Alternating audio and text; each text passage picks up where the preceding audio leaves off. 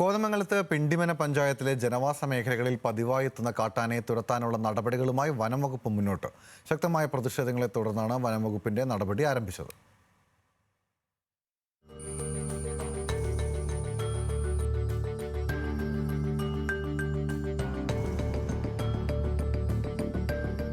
വെറ്റിലപ്പാറ, കുളങ്ങാട്ടുകുഴി, മാലിപ്പാറ തുടങ്ങിയ പ്രദേശങ്ങളിലാണ് ആന പതിവായി എത്തുന്നത്.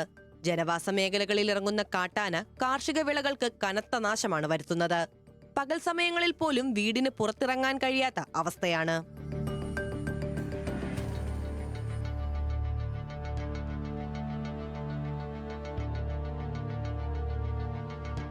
നാട്ടുകാരുടെ പ്രതിഷേധവും ജനപ്രതിനിധികളുടെ ഇടപെടലും ശക്തമായതോടെ ആനയെ മയക്കുവെടിവെച്ച് പിടികൂടാൻ വനമന്ത്രിയുടെ അനുമതി ലഭിച്ചു.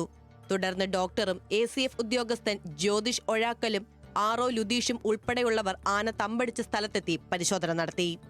ആനയെ റേഡിയോ കോളർ ഘടിപ്പിക്കുന്ന നടപടികൾ ആരംഭിക്കുമെന്നും കുങ്കിയാനകളെ എത്തിച്ച് ആനയെ ഇവിടെ നിന്നും മാറ്റാനുള്ള ശ്രമം തുടങ്ങുമെന്നും റേഞ്ച് ഓഫീസർ പറഞ്ഞു. ആദ്യം നമുക്ക് ഈ റേഡിയോ കോളർ ചെയ്ത് കഴിഞ്ഞാൽ തന്നെ ഈ ആനയുടെ മൂവ്മെന്റ് നമുക്ക് കൃത്യമായിട്ട് മോണിറ്റർ ചെയ്യാൻ പറ്റും. അപ്പോൾ 24 അവർ നമ്മളത് മോണിറ്റർ ചെയ്യും. കുങ്കിയാനകളടക്കം കൊണ്ടുവന്ന് നമുക്ക് ട്രാൻസ്ലൊക്കേറ്റ് ചെയ്യുന്ന കാര്യങ്ങളടക്കം അതിൻ്റെ പെർമിഷനൊക്കെ മേടിക്കും. നമുക്ക് നിലവിൽ ഇതിനെ ട്രാങ്കുലൈസ് ചെയ്തിട്ട് മാറ്റാനാണ് നമുക്ക് അനുമതിയായിട്ടുള്ളത്. വനം വകുപ്പ് നൽകിയ ഉറപ്പ് പാലിക്കണമെന്ന് കോതമംഗലം ബ്ലോക്ക് പഞ്ചായത്ത് പ്രസിഡന്റ് ജെസി സാജു പറഞ്ഞു. പിണ്ടിമന പഞ്ചായത്തിൽ ഒരു 3 ആഴ്ചയോളമായി ഒരു ആന നിരന്തരം ജനവാസ മേഖലയിൽ ഇറങ്ങി ആളുകൾക്ക് വളരെ ബുദ്ധിമുട്ടുണ്ടാക്കുന്നു. 2 ആഴ്ച മുമ്പാണ് നമ്മുടെ മാലിപ്പാറയുള്ള ബാത്തിമാത സ്കൂളിനോട് പരിസരത്ത് വന്നാണ്, സ്കൂൾ വിട്ട സമയത്താണ് അത്ഭുതകരമായി സ്കൂൾ ബസ് രക്ഷപ്പെട്ടു പോവുകയാണ് ഉണ്ടായത്.